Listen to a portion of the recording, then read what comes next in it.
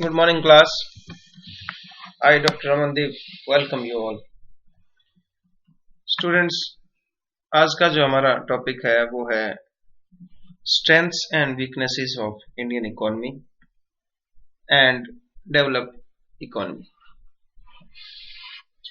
तो आज हम लोग इंडियन इकोनॉमी की क्या क्या स्ट्रेंथ है और क्या क्या इंडियन इकोनॉमी के पास चैलेंजेस हैं उनको डिस्कस करेंगे, और साथ में जो डेवलप इकोनॉमी होती है उसके भी क्या क्या स्ट्रेंथ्स हैं, उनकी क्या क्या वीकनेसेस हैं। एक चीज हम देखेंगे कि जो हमारी वीकनेसेस हैं या जो हमारी स्ट्रेंथ है वही डेवलप इकोनॉमी का अपोजिट हो जाता है।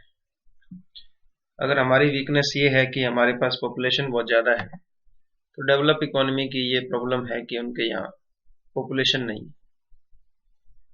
तो लगभग अपोजिट सा आपको देखने को मिलेगा। तो let's start the topic. What are the strengths and weaknesses of Indian economy?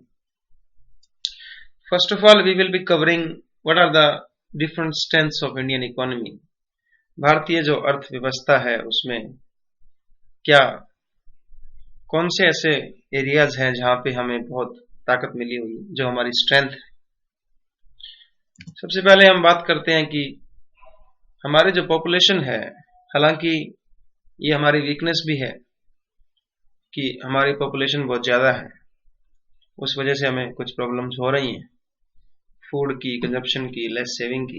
But अगर हम उसी पॉपुलेशन में स्ट्रेंथ को भी ढूंढें तो हम ये पाएंगे कि हम यूथ की प्रोपोर्शन बहुत ज़्यादा है।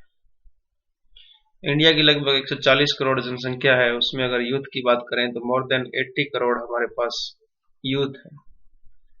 तो इतना ज़्यादा यूथ हमारे पास है, तो हम इस इतनी ज़्यादा यंग जनरेशन से इतनी बड़ी संख्या में एक परिवर्तन ला सकते हैं। We can become a develop economy. किस बात की ज़रूरत है? ज़रूरत इस बात की है कि हम हमारी जो यूथ है उसको प्रॉपर चैनलाइज करें, उनको प्रोडक्शन में लगाएं। हमारा जो यूथ है वो फेसबुक से हट करके अगर फैक्ट्रियों में काम करे, प्रोडक्शन करे, सर्विस दे, अपना खुद का बिजनेस करे, तो हमें विकसित देश बनने से कोई नहीं रोक सकता। तो ये हमारे पास एक यूथ है। अगर आप अमेरिका की, चाइना की और डेवलप नेशंस की, जापान की बात करें तो वहाँ पॉपुलेशन में ग्रोथ नहीं हो रही, उनके जो बूढ़ों की संख्या बढ़ रही है, नए जो बच्चे हैं वो पैदा नहीं हो रहे, तो यूथ की कमी है। दूसरा, abundant labour supply and low wages rate. Abundant labour supply, देखिए जब यूथ, हमारी पॉपुलेशन इतनी ज्यादा है तो हमारे पास लेबर की सप्लाई बहुत ज्यादा है। फॉरेन में अगर आप देखोगे तो वहां लेबर की प्रॉब्लम है, कनाडा है, ऑस्ट्रेलिया है, यहाँ इन कंट्रीज के अंदर लेबर की बड़ी प्रॉब्लम है। लेबर, वहाँ पॉपुलेशन ही नहीं है, तो पॉपुलेशन की कमी है, यूथ की कमी है, तो लेबर की भी कमी है। हमारे यहाँ इंडिया में लेबर की सप्लाई बहुत ज्यादा है। तो ये हमारी एक स्ट्रेंथ है कि हम अगर प्रॉपर ढंग से प्लानिंग करें तो हम प्रोडक्शन एक्टिविटीज में और सर्विस एक्टिविटीज में बहुत ज्यादा आगे जा सकते हैं। दूसरा, हमारे जो वेजेस रेट हैं वो काफी कम है। हमारी जो लेबर है वो बड़े ही सस्ते रेट में आपको मिल जाएगी, तो ये भी हमारे लिए एक प्लस पॉइंट है।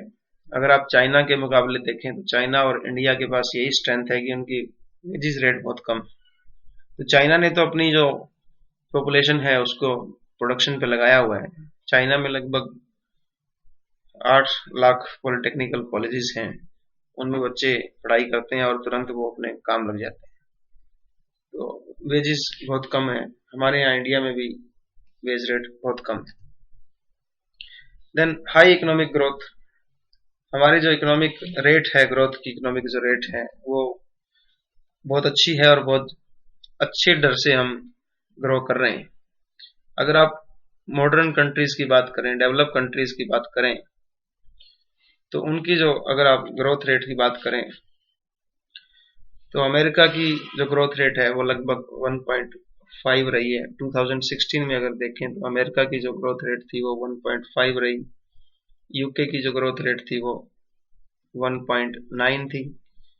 इसके अलावा जापान की ग्रोथ रेट तो बिल्कुल ही कम है, 0.9। और इंडिया जो है वो 7% की रेट से ग्रो कर रहा है, क्योंकि इंडिया एक डेवलपिंग कंट्री है। हमने यहाँ अभी तक नेचुरल रिसोर्सेज को पूरा एक्सप्लॉइट नहीं किया है, लेबर हमारी अभी भी पूरी तरह यूज नहीं कर पा रहे हैं। तो इंडिया के पास एक अच्छा पोटेंशियल है, तो हमारी ग्रोथ रेट बहुत ही अच्छी ढंग से आगे बढ़ रही है, इंडिया ग्रो कर रहा है, तो ये एक प्लस पॉइंट है। फेवरेबल इन्वेस्टमेंट डेस्टिनेशन, अगर फॉरेन की तरफ से बात करें तो फॉरेनर्स के लिए, फॉरेन कंट्रीज के लिए इंडिया जो है एक अच्छी इन्वेस्टमेंट डेस्टिनेशन बनता जा रहा है। फॉरेनर्स जो है वो इंडिया में एफडीआई लेके आ रहे हैं, वो इंडिया में अपनी फैक्ट्रीज, अपनी कंपनीज, अपनी सब्सिडरीज यहाँ लगा रहे हैं, क्योंकि इंडिया जो है उनको एक फेवरेबल इन्वायरमेंट दे रहा है। यहाँ पे लेबर बहुत चीप है, लेबर की सप्लाई बहुत ज़्यादा है, लेबर की वेजेस रेट बहुत कम है। और दूसरा, जो इंडिया जो है उसने अपने पॉलिटिकल और इकोनॉमिक इन्वायरमेंट जो है उसको काफ़ी सुधारा है। जितने भी लाइसेंसेस थे उनमें छूट दी है, इन्वायरमेंट जो थोड़ा सा टाइट था उसको थोड़ा सा लाइट किया है, तो इसलिए इंडिया जो है एक अच्छा इन्वेस्टमेंट डेस्टिनेशन बन रहा है। अगर आप देखेंगे तो आपका जो सैमसंग है, ओप्पो है, एप्पल है, ये बहुत सारी बड़ी बड़ी जितनी भी कंपनियां हैं वो इंडिया में अपना प्लांट लगा रही हैं ताकि वो इंडिया में ही प्रोड्यूस करें। तो मोदी की जो मूवमेंट थी, नरेंद्र मोदी गवर्नमेंट की, मेक इन इंडिया, कि आप इंडिया में बनाइए, आप चाहे कहीं भी रहते हैं आप इंडिया में प्रोड्यूस कीजिए, हम आपको पूरी मदद करेंगे। तो इसलिए इंडिया जो है एक अच्छी डेस्टिनेशन बन रहा है फॉरेन इन्वेस्टमेंट के लिए। सर्विस सेक्टर हमारा बहुत स्ट्रांग है, हम आईटी सेक्टर के लिए जाने जाते हैं। पूरे वर्ल्ड में जितनी भी आईटी सर्विसेज हैं उनमें से 50% के ऊपर हमारा कंट्रोल है। तो इंडिया इस मामले में पूरे वर्ल्ड में सबसे आगे है, क्योंकि हम जो है बीपीओ सर्विसेज और इंफॉर्मेशन टेक्नोलॉजी सर्विसेज अच्छी दे रहे हैं। सर्विस सेक्टर में भी हमारा कोई तोड़ नहीं है। दूसरा, आईटी सेक्टर के अंदर हमारा ग्लोबल इमेज है हमारी, ये ऊपर जो था वो सर्विस सेक्टर के अंदर था। हमारा सर्विस सेक्टर बहुत स्ट्रांग हो रहा है और खासकर आईटी सेक्टर में हमारी अच्छी ग्लोबल इमेज है। दूसरा, सबसे बड़ा जो स्ट्रेंथ है इंडिया के लिए वो मार्केट साइज की। मार्केट साइज बहुत बड़ा है, कोई भी कंपनी अगर इंडिया में आती है तो उसको 140 करोड़ का मार्केट साइज मिलता है, जो लगभग 10-20 कंट्रियों के बराबर है, क्योंकि पॉपुलेशन बहुत अच्छी है। लोगों का जो मिडिल क्लास लोग हैं उनकी इनकम बढ़ रही है, और जो यंग जनरेशन है वो उसमें एक स्पेंडिंग हैबिट उनकी जो है वो इंक्रीज हो रही है। उनको अच्छे जूते चाहिए, नाइकी के, एडिडास के, उनको अच्छी घड़ियां, अच्छे उनको व्हीकल्स चाहिए, अच्छे मोबाइल, अच्छे रेस्टोरेंट्स। तो इंडिया, ये काफ़ी स्ट्रेंथ है इंडिया के पास, पॉपुलेशन है, लेबर इनकी सप्लाई बहुत ज़्यादा है, ग्रोथ अच्छी है। तो हम कह सकते हैं कि इंडिया एक अच्छी इकोनॉमिक कंट्री बन सकता है। तो ये सारी बातें हमने कर ली कि मिडिल क्लास की इनकम बढ़ रही है, यूथ की जो स्पेंडिंग हैबिट है वो बढ़ रही है, इसलिए इंडिया जो है अच्छा ग्रो कर रहा है। वीकनेसेस क्या क्या है? सबसे पहली वीकनेस है कि हमारा इंफ्रास्ट्रक्चर बहुत ही कमजोर है। आज़ादी के 70 साल बाद भी अगर आप देखेंगे तो गांव जो है वो शहरों से कनेक्ट नहीं हुए हैं, गांव के अंदर भी रोड्स नहीं है, और हमारा जो एयरपोर्ट सिस्टम है, हमारा जो सीवे सिस्टम है वो अभी भी बहुत वीक है। इंडिया का जो पोर्ट सिस्टम है, इंडिया के जो पोर्ट्स हैं वो वर्ल्ड में सबसे ज़्यादा कॉस्टली हैं। अगर कोई फॉरेन का शिप अगर इंडिया के पोर्ट पे आके रुकता है तो सबसे महंगा उसका जो किराया है, उसका जो रहना है वहाँ, वो जो खड़ा रहता है वहाँ सबसे महंगा पड़ता है, क्लियरेंस नहीं होता है बहुत दिनों तक। तो इंफ्रास्ट्रक्चर बहुत ज़्यादा वीक है, पॉवर्टी बहुत ज़्यादा है, 80 करोड़ लोग गरीबी रेखा के आसपास घूम रहे हैं। बहुत सारे लोग अभी भी गरीब हैं, जो एक टाइम का खाना भी जिनको नहीं मिल पा रहा है। गवर्नमेंट इनको 5-5 किलो अनाज की जो सब्सिडी दे रही है, तो उससे पता लगता है कि इंडिया में बहुत ज़्यादा गरीबी है अभी। देन वैल्यू, जो रुपीज़ की वैल्यू है वो लगातार डेप्रिशिएट होते जा रही है। कुछ समय पहले मान लो 70 रुपये था, $1 जो था वो 70 रुपये के बराबर था। अब अगर आप देखें तो ये लगभग 77-76 के आसपास चल रहा होगा। जितना ये रुपये बढ़ रहा है उतनी ही रुपये की वैल्यू घट रही है, क्योंकि पहले अगर आपको 70 रुपये देने पड़ रहे थे तो अब आपको 77 रुपीज देने पड़ रहे हैं $1 के लिए। तो रुपये की वैल्यू लगातार कमजोर होती जा रही है। बैलेंस ऑफ ट्रेड जो है वो अनफेवरेबल होता जा रहा है। मीन्स कि हमारा जो एक्सपोर्ट है वो हमारे इंपोर्ट से कम है। हमारा इंपोर्ट ज़्यादा है, हमारा एक्सपोर्ट कम है। इसकी वजह से अभी हमें बहुत ज़्यादा पेमेंट करनी पड़ती है जो भी आइटम्स हम बाहर से मंगवाते हैं। बैकवर्ड एग्रीकल्चर के अंदर हमारा जो प्रोडक्शन है उसके अंदर जो टेक्निक्स हैं, उसके अंदर जो सीड्स की क्वालिटी है, जो फर्टिलाइजर हम यूज कर रहे हैं, जो केमिकल्स हम यूज कर रहे हैं, टेक्नोलॉजी हमारी बड़ी ही बैकवर्ड है। तो आप देखेंगे कि 46.2% लोग एग्रीकल्चर में लगे हुए हैं, बट इनका नेशनल इनकम के अंदर कंट्रीब्यूशन सिर्फ 15.3%। तो 46% लोग सिर्फ 15% कंट्रीब्यूट कर रहे हैं। इट मीन्स कि हमारा प्रोडक्शन बहुत ही कम है। हालांकि ग्रीन रेवोल्यूशन यहाँ आया हुआ है। मैन्युफैक्चरिंग सेक्टर भी हमारा वीक है क्योंकि हमारी टेक्नोलॉजी बहुत ही पुरानी है। मैन्युफैक्चरिंग सेक्टर में अगर आप देखें तो टेक्सटाइल है, आपका शुगर है, ये सारी की सारी जो फैक्ट्रियां लगी हुई हैं इनके अंदर बहुत पुरानी मशीनों का यूज हो रहा है, जिससे कि कॉस्ट बहुत ज़्यादा आती है और क्वालिटी भी अच्छी नहीं पड़ रही। तो हम जो है, अगर आप जीडीपी देखें, हमारा टोटल प्रोडक्शन देखें तो वो अमेरिका के मुकाबले बहुत कम है। हम लोग प्रोडक्शन नहीं कर पा रहे हैं क्योंकि हमारी टेक्नोलॉजी बहुत ही पुअर है। करप्शन बहुत ज़्यादा है इंडिया में। यहाँ जिसको भी मौका मिल जाए वो छोड़ नहीं रहा, चाहे वो नेता है, चाहे वो ब्यूरोक्रेट्स हैं, छोटे से लेकर के बड़े लेवल तक करप्शन चला हुआ है।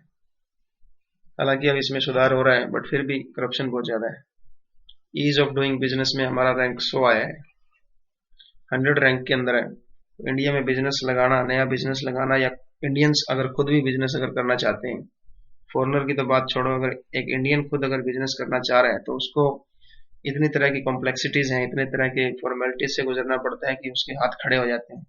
बहुत सारे लाइसेंसेस, बहुत सारी परमिशन लेनी पड़ती हैं, बहुत सारे चक्कर काटने पड़ते हैं, और ऊपर से ये करप्शन। तो इंडिया की रैंकिंग बहुत ही खराब है। ह्यूमन डेवलपमेंट इंडेक्स में हमारा नंबर जो है 131 है। हमारे यहाँ साफ पानी पीने की व्यवस्था नहीं है, हमारे यहाँ टॉयलेट की अच्छी व्यवस्था नहीं है, खाने के लिए अच्छा न्यूट्रिशनल फूड नहीं है, लाइफ एक्सपेक्टेंसी कम है, लिटरेसी अच्छी नहीं है। कुल मिलाकर के अगर ह्यूमन डेवलपमेंट की बात करें तो वो उसमें हम बहुत ही नीचे लेवल पे हैं। उसमें अगर हम मुकाबला कर रहे हैं तो पाकिस्तान है, बांग्लादेश है, श्रीलंका है, अफगानिस्तान है, इन देशों के साथ हमारा बराबरी हो रही है, और हम बात कर रहे हैं सोने की चिड़िया बनने की। तो बहुत सारे सुधार करने की इसमें जरूरत है। तो ये बातें थी कि इंडिया में क्या क्या प्रॉब्लम्स हैं जो इंडियन इकोनॉमी के अंदर आगे आएंगी। तो इंडिया को काफी सुधार करने की जरूरत है। अगर उसको एक विकसित देश बनना है तो उसको इन सारी चीजों के ऊपर काम करना पड़ेगा। अब बात करते हैं कि जो डेवलप इकोनॉमीज होती हैं, डेवलप इकोनॉमीज कौन कौन सी इकोनॉमीज हैं। डेवलप इकोनॉमी बोलते किसको हैं? जिनकी पर कैपिटा इनकम बहुत ज्यादा होती है, जिनकी नेशनल इनकम बहुत ज्यादा होती है, जिनका ह्यूमन डेवलपमेंट इंडेक्स अच्छा होता है। अगर वहाँ पॉवर्टी वहाँ कम होती है, वहाँ पे लिटरेसी रेट अच्छी होती है, वहाँ पे लोगों को खाने का अच्छा फूड मिलता है, तो ये सारी कंट्रीज जो होती हैं वो डेवलप इकोनॉमीज कहलाती हैं। इसमें यूएसए है, यूके है, ऑस्ट्रेलिया है, जापान है, जर्मनी है। तो ये सारी कंट्रीज जो है वो यूरोपियन कंट्रीज जितनी भी है, ये सारी की सारी डेवलप इकोनॉमीज में आती हैं। इनकी खास बात क्या है, स्ट्रेंथ क्या है इनके पास? एक तो इनका इंफ्रास्ट्रक्चर बहुत स्ट्रांग है, इनके रोड्स, इनकी रेलवे लाइंस, इनकी एयरपोर्ट, सी पोर्ट, ये सारे के सारे बहुत ही अच्छे ढंग से बने हुए हैं और बहुत ही एफिशिएंटली काम कर रहे हैं। अगर आप कनाडा की बात करें तो 1 लाख लोगों के ऊपर 169 किलोमीटर की रेलवे लाइन बिछी हुई है, और अगर इंडिया की बात करें तो 1 लाख लोगों के ऊपर सिर्फ 5 किलोमीटर की रेलवे लाइन है। तो आप देख सकते हैं कि इंफ्रास्ट्रक्चर का क्या हाल है। बहुत स्ट्रॉन्ग इंफ्रास्ट्रक्चर होता है इनके पास। पर कैपिटा इनकम बहुत ज्यादा होती है। अगर पर कैपिटा इनकम की बात करें तो अमेरिका की पर कैपिटा इनकम $56,850 है। इंडिया की बात करें तो सिर्फ $1,670 है। देन मैन्युफैक्चरिंग सेक्टर बहुत स्ट्रॉन्ग है, इनके जो प्रोडक्शन हो रहा है वो बहुत ज्यादा हो रहा है। अगर इंडिया की हम बात करें कि टोटल जीडीपी क्या है, टोटल हमने जो प्रोडक्शन किया है उसका कितना वैल्यू है, तो इंडिया ने सिर्फ $2264 बिलियन का जीडीपी है हमारा। 2016 में। और अगर अमेरिका की बात करें तो अमेरिका ने 18,624 बिलियन डॉलर का जीडीपी बना रखा है। इट मीन्स कि प्रोडक्शन के मामले में अमेरिका हमसे बहुत आगे है, क्योंकि उनकी जो मैन्युफैक्चरिंग सेक्टर है वो काफ़ी स्ट्रॉन्ग है, उनके पास जो टेक्नोलॉजी है वो बहुत अच्छी है, उससे वो ज़्यादा प्रोडक्शन कर पा रहे हैं। Then high inflow of FDI. FDI की अगर बात करें, फॉरेन डायरेक्ट इन्वेस्टमेंट, तो इन देशों के अंदर, विकसित देशों के अंदर फॉरेन डायरेक्ट इन्वेस्टमेंट बहुत ही ज़्यादा होती है, क्योंकि वहाँ की गवर्नमेंट मदद करती है, वहाँ टेक्नोलॉजी अच्छी है, वहाँ रूल्स अच्छे हैं। अगर आप देखें फॉरेन डायरेक्ट इन्वेस्टमेंट का, अगर डाटा आप देखें तो फॉरेन डायरेक्ट इन्वेस्टमेंट जो थी आपकी वो 2016 में अमेरिका के अंदर 479.82 यूएस बिलियन डॉलर एफडीआई थी 2016 में। वहीं इंडिया की बात करें तो 44.46 बिलियन डॉलर, सिर्फ लगभग 10 गुना कम। जितनी हाई फ्लो इन एफडीआई होती है उतना ही इकोनॉमिक डेवलपमेंट होता है, क्योंकि जब इकोनॉमिक एफडीआई आती है तो फॉरेन के जो इन्वेस्टर हैं वो आपके यहाँ अपना सब्सिडरी लगाते हैं, अपनी छोटी यूनिट लगाते हैं, आपके बिजनेस के अंदर वो इन्वेस्ट करते हैं, तो ये उनके कॉन्फिडेंस को दिखाते हैं। दूसरा, मर्चेंडाइज एक्सपोर्ट और सर्विस एक्सपोर्ट में उनकी हाई रैंकिंग होती है। तो अगर आप देखेंगे मर्चेंडाइज और सर्विस एक्सपोर्ट में अमेरिका सबसे आगे, सबसे ज़्यादा वो एक्सपोर्ट कर रहा है और सबसे ज़्यादा वो इम्पोर्ट भी कर रहा है। हम इम्पोर्ट ज़्यादा कर रहे हैं, एक्सपोर्ट कम कर रहे हैं। तो ग्लोबल रैंकिंग में यूएसए है, जापान है, जर्मनी है, ये टॉप में आते हैं। ये ज़्यादा एक्सपोर्ट करते हैं, सर्विस का भी और मर्चेंडाइज का भी। देन ह्यूज फॉरेन रिजर्व्स, इनके पास जो फॉरेन रिजर्व्स होते हैं वो ह्यूज होते हैं, मतलब जो फॉरेन की जो करेंसी है, डॉलर की अगर बात करें तो रिजर्व्स इनके पास बहुत ज़्यादा है, फॉरेन एक्सचेंज रिजर्व जिनको हम कहते हैं। High ranking in ease of doing business, अगर आप डेवलप नेशन की बात करें तो वो हाई रैंकिंग है उनकी, ईज ऑफ डूइंग बिजनेस के अंदर उनकी रैंकिंग बहुत हाई होती है। तो हाई रैंकिंग में अगर आप देखेंगे ईज ऑफ डूइंग बिजनेस में न्यूजीलैंड नंबर 1 पे है, इसके अलावा सिंगापुर नंबर 2 पे है, यूएसए नंबर 6 पे है, यूके नंबर 7 पे है, इंडिया नंबर 100 पे है।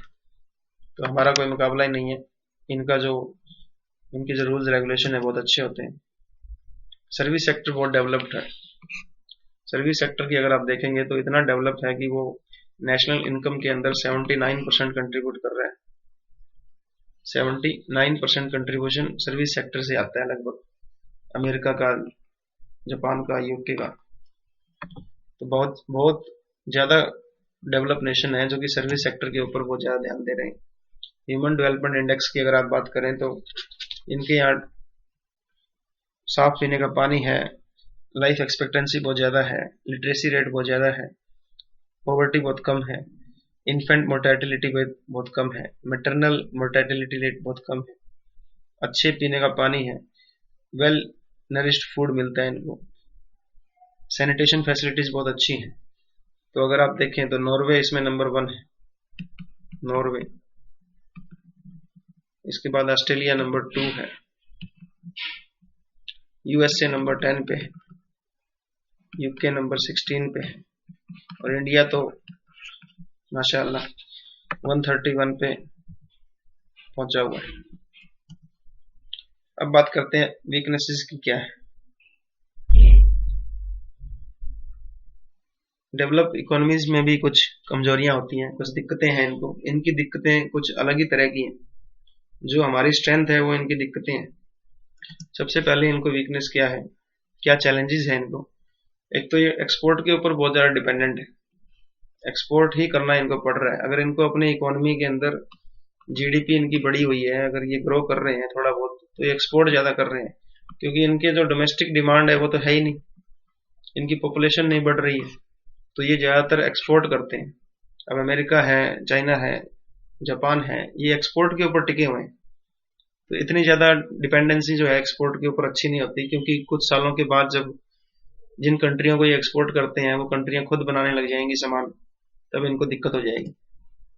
इसलिए ये नई नई टेक्नोलॉजी लेके आते हैं ताकि हम उनको कॉपी ना कर पाए। दूसरा, डोमेस्टिक डिमांड नहीं है इनकी, पॉपुलेशन बहुत कम है। अगर आप बात करें ऑस्ट्रेलिया की, जर्मनी के जितने भी हैं, जर्मनी है, इसके अलावा यूरोपियन जितनी भी कंट्री है, वहाँ पे सबसे बड़ी प्रॉब्लम आ रही है, पॉपुलेशन नहीं बढ़ रही इनकी, पॉपुलेशन में नेगेटिव ग्रोथ है, मतलब बच्चे पैदा ही नहीं हो रहे। तो डोमेस्टिक डिमांड इनकी बहुत कम है, इसलिए इनको ज़्यादा क्या करना पड़ रहा है, एक्सपोर्ट करना पड़ रहा है, इसलिए यहाँ लेबर की बड़ी दिक्कत है। फिर रैपिडली एजिंग पॉपुलेशन, इनकी जो भी पॉपुलेशन है, नए बच्चे तो पैदा हो नहीं रहे, तो जो जनरेशन इनकी जो पड़ी है वो एज्ड हो रही है, वो जल्दी ही ओल्ड हो रही है, क्योंकि नए बच्चे तो इनके पैदा नहीं हो रहे, तो जितनी भी इनकी पॉपुलेशन है वो जल्दी जल्दी बूढ़ों की संख्या बढ़ रही है। अब इसीलिए ये क्या करते हैं, बाहर से लेबर मंगवा रहे हैं, उनको ऑफर दे रहे हैं कि आप यहाँ के सिटीजन बन जाइए, आपको हम पीआर दे देंगे, आपको फैसिलिटीज दे देंगे।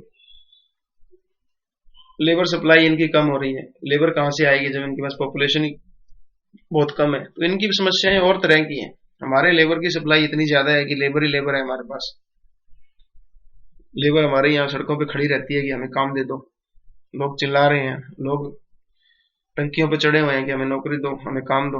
और बड़े देशों की अगर बात करें तो यूरोपियन कंट्रीज हैं, जर्मनी है, इनमें लेबर की सप्लाई बहुत कम है।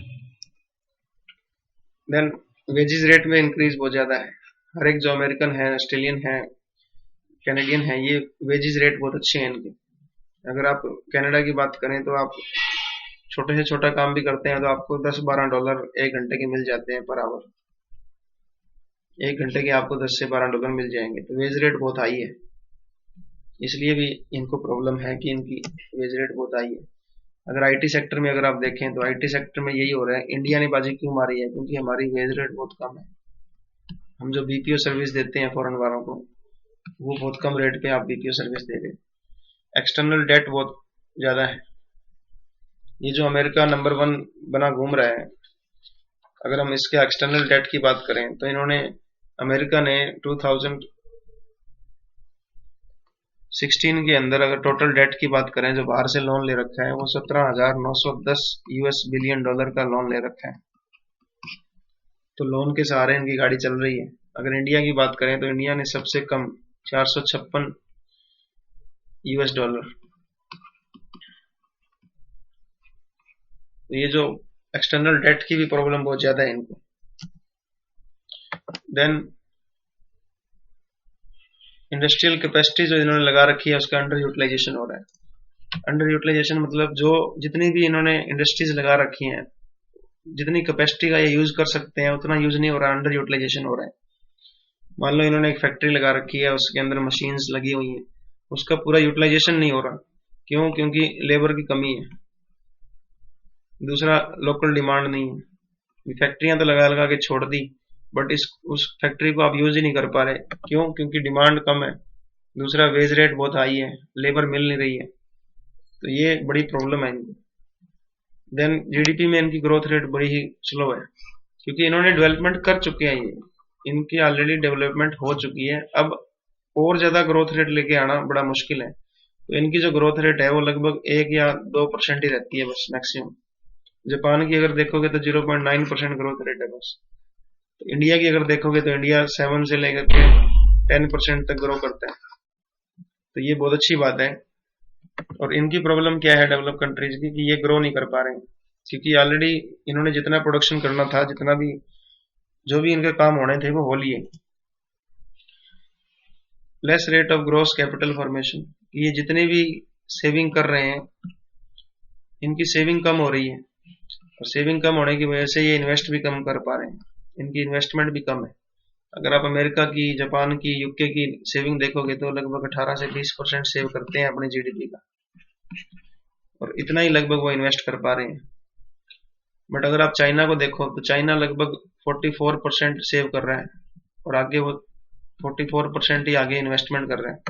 तो इनके यहाँ इन्वेस्टमेंट कम हो रही है, क्योंकि सेविंग भी कम है, और जितना प्रोडक्शन होना था वो हो लिया, जितनी इन्वेस्टमेंट होनी थी वो हो गई है। ये अपने पीक पे पहुंच चुके हैं, अपने मैक्सिमम लेवल पे पहुंच चुके हैं, अब इनसे और ज्यादा इन्वेस्टमेंट नहीं हो रही। तो ये सब बातें थी, ये सब हमने स्ट्रेंथ और वीकनेसेस हमने पढ़ी इंडियन इकोनॉमी की, और बाकी डेवलप इकोनॉमीज की। I hope you like the lecture.